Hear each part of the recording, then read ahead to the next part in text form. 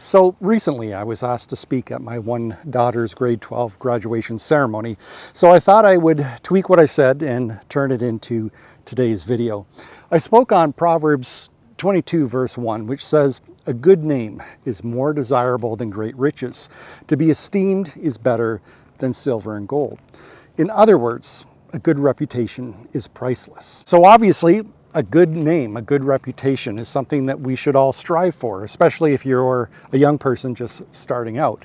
And yet what I find strange is that we live in this age where there are countless books on how to be successful, endless videos on how to have a successful life.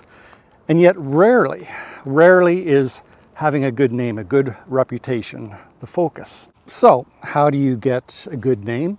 Well, by having good character. The two are synonymous, really. If you have good character, you'll be known for it, and thus you will have a good name, a good reputation. So how do you develop good character? Well, these two main things. The first is time. In fact, a lot of time. It's a lifelong commitment, really.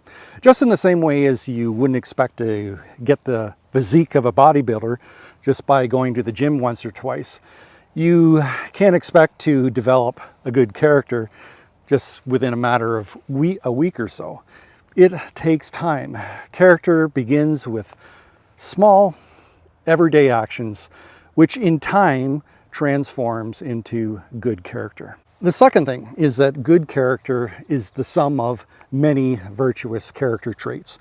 To go back to the analogy of the bodybuilder, a bodybuilder doesn't just work his biceps. If he did, well, he'd look rather weird. No, a bodybuilder works on every single muscle group there is, and in time transforms his entire physique.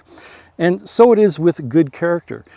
Good character isn't just one character trait, say honesty, but it also involves other traits such as faithfulness, kindness, self-control.